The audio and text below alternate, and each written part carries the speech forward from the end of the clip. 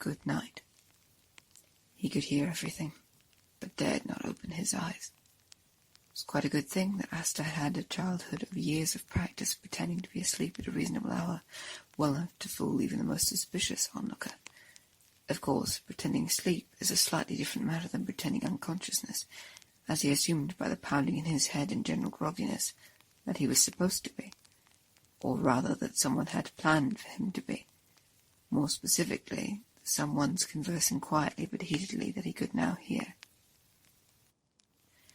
"Your Majesty, I assure you I put the correct amount in his food as the apothecary instructed. I believe he simply did not eat enough of the dish to be truly faithful, but instead a potent sedative." The attendant's voice was panicked to the point of almost being too loud for that sort of conspiring conversation, and was desperate to prove to someone clearly willing to kill that he had, in fact, done his job correctly, even if the outcome was not quite the desired one. An aggrieved sigh came from the person they were talking to, and even that small sound made Asta's already nauseous stomach sink at its familiarity. "All right, Terence, calm down," they snapped. "I suppose this isn't a total loss. It would probably be more conspicuous if it had worked as intended anyway. This way we can call a physician tomorrow, make noises about a sickness, and just take the slightly slower but more subtle route. Be glad this mistake has worked out in our favour, Terence, for think of the consequences had it not." The threat hung clear and ominous, and Asta could practically picture the mousy man's pale face as he nodded vigorously. "Hopefully he'll just die in his sleep tonight, and save us all the trouble." Asta heard them move into the next room, and the click of the door locking behind them seemed to echo in his ears with a dooming kind of finality. He'd like to say he's surprised, but he really isn't. It's sad to say that his sister resorting to fratricide to gain the throne is not entirely out of character for her, though no one else would ever believe it possible of sweet Princess Hilla, whom everyone knows adores her big brother oh so much. He'd snort if it wouldn't hurt his already aching head. With father himself already bedridden and his predicted decline into abdication imminent, there had been plans for a coronation within the month. This will surely be chalked up to grief-induced sickness that will shortly cause him to follow in his father's bereaved footsteps, and it will leave poor Scylla all alone in the world and with the burden of the throne. Isn't it such a good thing that she spent her childhood dogging her big brother's footsteps, even into his crown prince lessons that taught him all he needed to know to rule the kingdom? How fortunate, isn't she just so clever? To say nothing of the somewhat bitter fact that he wouldn't even really miss his father's passing anyway, even under regular non-treasonous circumstances. After all, it's awfully hard to truly grieve a man you've never really known as more than your king, and one with harsh and insurmountable expectations of you at that. So it was that, loath as he was to admit it, and cowardly as it felt, Asta admitted to himself bitterly that there did not seem to be any feasible way out of this bind that he had found himself in, knowing the tenacity and ruthlessness of his sister, and of her clear hold over the staff of the castle. He simply lay there and accepted his fate, perhaps quietly wishing to himself that they had chosen something quicker and more painless than attempted poisoning. It would have been to his aid that they had tried with a potent sleeping concoction he could simply allow to wear off, barring the continuous, and he suspects the somewhat slower fading side effect of the blasted pounding in his head, instead of, say, a far more painful and fast-acting, but even less inconspicuous, he knows, poison, like a venom or a plant toxin solution. But he supposes that's harder to acquire subtly from an apothecary without trace, especially if there's suspected foul play in the death of even a nobleman, let alone the crown prince. After some more time spent wallowing, and slowly but surely beginning to feel less groggy and nauseous, Asta comes warily back to awareness to the sound of a door creaking open. Oddly enough, it's not the main door to his bedchambers, which he had thought was the only one, so now he was wary and confused.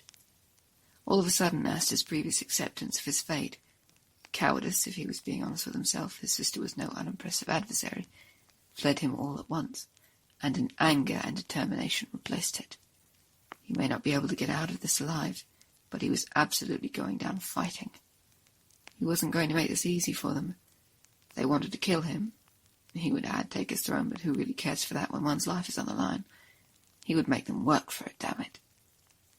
So when a hand touched his shoulder as he continued to pretend unconsciousness, he was able to use the element of surprise to grapple his would-be attacker and flip them, so they were on the bed and he was hovering threateningly above them, restricting their movements.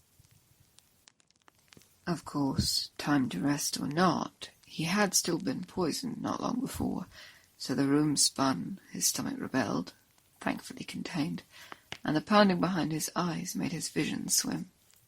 All this to say that his attacker was in no way incapable of manoeuvring out of his now weak grip and simply finishing the job, and in fact logically should have by the time this realization came to the slow workings of Asta's struggling mind.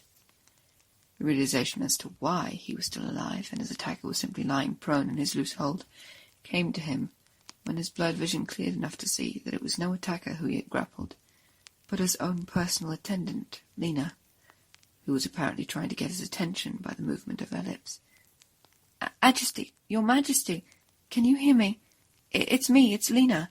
I'm not here to hurt you," she implored with wide eyes, something like panic in her gaze. A long pause. "Lena?" Asta croaked, still somewhat confused, but less aggressive now it seemed like he didn't have to fight for his life. Lena's eyes lit with relief at his cognizant acknowledgement, the panic now more like urgency. "Thank goodness you're all right, Your Majesty." Here Asta fought the urge to snort. He supposed he was, for a somewhat loose meaning of all right. Asta let go of Lena and climbed off her to slump onto the side of his bed, still not feeling quite up to snuff, but attempting to pay attention to her nervous ramblings. "And I overheard the princess talking to the court physician, offering him money to—" Asta should be more surprised that the palace is apparently full of disloyal snakes. He really should be. He was clearly just not meant to be king if this kind of ruthlessness was required to keep control of your subjects, lest they turn on you for the slightest offer of gold or the barest of threats. "So I decided to come and get you out of here before they finished the job. I knew from castle gossip that there was a secret passageway all throughout the castle, and I've spent my time since coming to work here mapping them all. It helps me get places faster, and I'm less likely to be harassed by a lazy noble." At this point, Asta should probably tell Lena to get to the point, or perhaps remind her that she was complaining about lazy noblemen to the prince, but he found himself enjoying her passionate tirade and amused by her general inability to remember to treat people above her station with respect. An archaic notion he found laughable. Respect should be earned, after all. And yes, perhaps he would have made a poor king in a kingdom such as this one. But that is one of the things he likes about her. One of the reasons he requested she be his personal attendant, instead of someone older and stuffier, like Scylla's Terence. By his father's rules, he had to have an attendant, but honestly he'd rather have a friend, which is something like what they'd become after some months of getting to know each other. Perhaps it is inappropriate, becoming so friendly with a palace servant. His father had cuffed him over the head more than once, growling at him to stop panting after the lowly servant girls, and pay more attention to the princesses and noblewomen he was throwing at him. A good king needs a queen, after all. But Asta cannot find it in himself to be sorry for it, for he has a better friend in Lena now than he'd had all his life growing up with the inherent class isolation of being born the crown prince. And isn't he glad for it now that it seems that Lena is willing to risk everything to get him out alive? Only Scylla.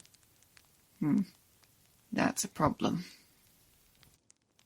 Here he finally interrupts Lena's endearing rambling. "And they said they weren't going to do anything until tomorrow in case you died tonight anyway, the bloody bastards, so I had time to pack some things and bring some for you too, so they wouldn't notice any clothes of yours missing, and of course your princely clothes would be far too conspicuous anyway."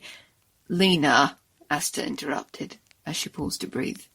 "I'm very grateful, but we need to hurry and get as much space between here and wherever we're going before morning, and we need to find a way to set it up that my sister doesn't come after us." Lena nods and listens intently to his idea, chipping in her 2 silver pieces here and there, improving it until they have as solid an idea as they can make in about 10 minutes of panicked planning. It goes like this. Asta knows his sister. He knows her aforementioned tenacity and ruthlessness, and that she won't rest until she knows he's either dead or permanently taken out of the equation. She's clearly willing to do anything for the throne. The quiet voice at the back of his head idly wonders at the expediency of his father's illness. So they have to convince her he's done with for good. without a body as proof. So they write, using implements Lena stole from the storage room so they cannot be tracked past having been stolen by one of the many servants in the castle, many of whom are cycled through and consistently, conveniently, replaced. A ransom letter. It states that if they want their beloved crown's prince back, they'll deliver 10 chests filled with gold and jewels to the western border of the kingdom by the Horsehead Rock 2 weeks from now, or he would be killed, slowly and painfully, and never seen again.